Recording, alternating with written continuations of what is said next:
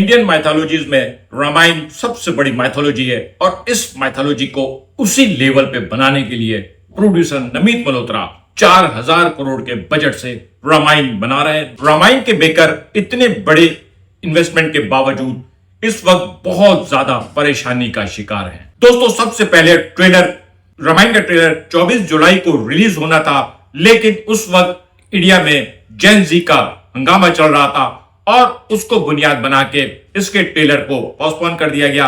लेकिन 23 जुलाई को इसका ट्रेलर इंटरनेशनल लेवल पे सैन डिएगो में रिलीज किया गया। सिर्फ मार्केटिंग स्ट्रेटेजी थी, खासतौर पर सोनी पिक्चर्स वालों के लिए इसका इंतजाम किया गया था। 18 लैंग्वेजेस में उस ट्रेलर को दिखाया गया और उस ट्रेलर को जो वहां पे दिखाया गया उसके बहुत सारे पार्ट्स लीक हो गए और पहले इसका ट्रेलर डिले होना और उसके बाद लीक पार्ट्स को जब कंबाइन किया लोगों ने, तो उन्होंने अज्यूम कर लिया कि इसके सीजीआई या वीएफएक्स क्वालिटी के लिए, बल्कि ट्रेलर पे बहुत ज्यादा बातें बनने लगी। ऑफ कोर्स ये सारे के सारे लीक वीडियो जो हैं ये मोबाइल कैमरे से बनाई गई हैं। ये उस क्वालिटी को, आईमैक्स की क्वालिटी को कैप्चर करने नहीं कर सकती।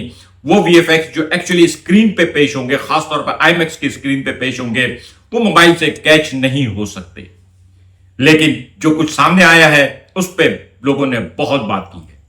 जहां एक तरफ इसके वीएफएक्स की नेगेटिविटी पे बात हो रही है, वहीं सबसे अहम बात यह डिस्कस हो रही है कि यश जो इसमें रावण का किरदार अदा कर रहा है, उसका जो कैरेक्टर है वो बहुत पावरफुल। यश की एक्टिंग, यश का देखना, यश का चलना, यश का कॉस्ट्यूम, वो शायद राम को अंडरमाइन कर रहा है। और मसला यह है कि रामायण राम वर्सेस रावण है। रावण का खात्मा रामायण का एंड होता है।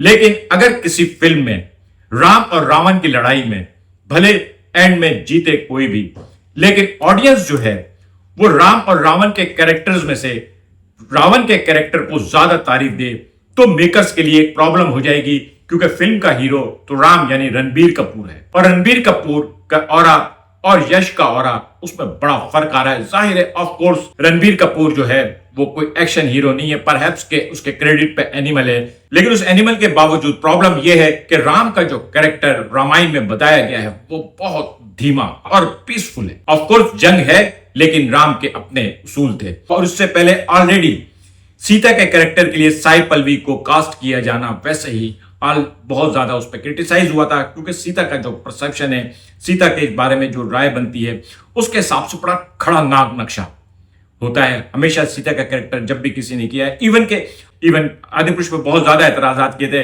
अगर उसमें किसी पे सबसे कम एतराज हुआ था तो वो कृति सेनन थी, लेकिन साई पल्लवी पे रिलीज से पहले ही एतराज थे। राम के कैरेक्टर पे एतराज आना शुरू हो गए हैं, वीएफएक्स पे एतराजात आना शुरू हो गए हैं।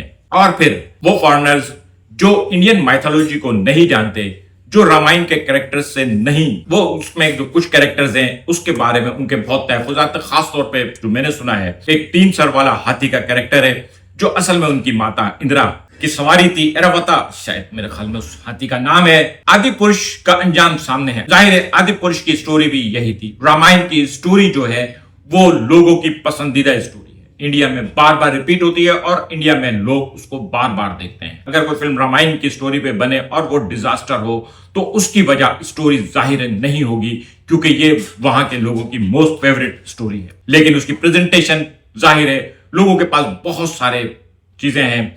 दूरदर्शन पे रामायण आया था, उसने एक जमाने में तूफान मचा दिया था। दूरदर्शन को मेरे ख्याल में एक इंटरनेशनल लेवल के चैनल बना दिया था रामायण में। उसके बाद भी रामायण को बार बार दिखाया जाता है। लेकिन आदि पुरुष के फ्लॉप होने की वजह विजुअल ग्राफिक्स थे। प्रभास को लोगों ने राम के तौर पे एक्सेप्ट नहीं किया। सैफ अली खान को लोगों ने रावण के रूप में एक्सेप्ट नहीं किया। सैफ अली खान की जो सवारी थी, वो जो एरोप्लेन, वो जो सवारी थी जो जिसमें वो लेके जाता है, उसको पसंद नहीं किया। तो इस दफा उन्होंने यश को लिया है और यश को लेना भी एक इशू हो गया है कि यश यानी रावण जो है वो राम पे भारी पड़ रहा है और ये एक डिजास्टर डिसीजन हो गई है कास्टिंग में। पर राम को लोग राम नहीं मान रहे, सीता को लोग सीता नहीं मान रहे, रावण के कैरेक्टर करने वाले यश को रणबीर से भी ज्यादा रेटिंग दे रहे। अब आते हैं इसकी मैथ पर। दोस्तों, इसका पहला पार्ट जो है वो 1500-1600 करोड़ रुपए में बना है। फिल्म रिलीज होने तक मार्केटिंग वगैरह के साथ ये तकरीबन 2000 करोड़ रुपए में सिनेमा तक पहुंचे। आज तक इंडिया की तारीख में जो सबसे बड़ी सुपर हिट फिल्म है जिसने पूरी दुनिया में सबसे ज्यादा ग्रॉस बिजनेस किया है वो दंगल है। दंगल के डायरेक्टर भी नमीश तिवारी है जिसने ये रामायण डायरेक्ट की है और दंगल का जो बिजनेस है वो 2000 करोड़ रुपए है। यानी आज तक इंडिया की किसी भी फिल्म का पूरी दुनिया में जो सबसे बड़ा बिजनेस है वो 2000 करोड़ रुपए है। लेकिन रामायण को अपनी कीमत पूरा करने के लिए सिनेमा हाउस से 4000 करोड़ रुपए चाहिए। जब 4000 करोड़ रुपए सिनेमा में बिजनेस होगा पूरी दुनिया में तो प्रोड्यूसर के पास 2000 करोड़ रुपए वापस आएंगे। यानी इसका ब्रेक इवन जो है वो 4000 करोड़ रुपए है। इस फिल्म के फ्लॉप होने की तो बात छोड़ें, ये फिल्म सुपर डुपर हिट होने के बावजूद भी डायरेक्ट प्रोड्यूसर के लिए एक बोझ बनती चली जा रही। अब बहुत सारी फिल्में जो 200, 300, 400 करोड़ से बनती हैं, अभी वेलकम टू द जंगल के साथ भी यही हुआ है कि वो अपनी कॉस्ट सिनेमा से नहीं निकाल सकी, लेकिन जाहिर है सैटेलाइट राइट और ओटीटी राइट के जरिए वो कॉस्ट निकल आती है। लेकिन सैटेलाइट राइट और ओटीटी राइट का अब तक का जो रिकॉर्ड है, ओटीटी का जो रिकॉर्ड है वो काल्की का है। काल्की जो है वो 360 करोड़ रुपए में खरीदी गई थी और सैटेलाइट राइट में रेस 3 है जिसका जो तकरीबन 130 करोड़ रुपए में ली गई थी। 500 करोड़ रुपए सैटेलाइट और ओटीटी राइट से आए, इसके लिए डबल कर लो तो 1000 करोड़ रुपए। तो सिनेमा से 2000 करोड़ रुपए कमा के और ओटीटी से और सैटेलाइट से 1000 करोड़ कमा के 3000 करोड़ रुपए भी अगर आते हैं तो इसकी कॉस्ट वापस नहीं आ रही। और इसकी कॉस्ट वापस आने का सिर्फ एक ही तरीका है कि ये फिल्म उस तरह से चले जिस तरह से हॉलीवुड की ब्लॉकबस्टर फिल्में चलती हैं, जैसे अवतार हो गई, जैसे फास्ट एंड फ्यूरियस हो गई, जैसे अभी ओडेसी चल रही है। अगर ये फिल्म बॉलीवुड के अंदाज में चलेगी तो जाहिर है 2000 से 2500 करोड़ रुपए का बिजनेस करेगी, 3-3.5 करोड़ तक पहुंचेगी। लेकिन मैं आपको फिर कहूं, पैसे मिलने हैं, उसमें सिनेमा से मिलने वाली जो कीमत होती है उसका 50% प्रोड्यूसर को मिलता है, बाकी ओटीटी राइट वगैरह की वजह से।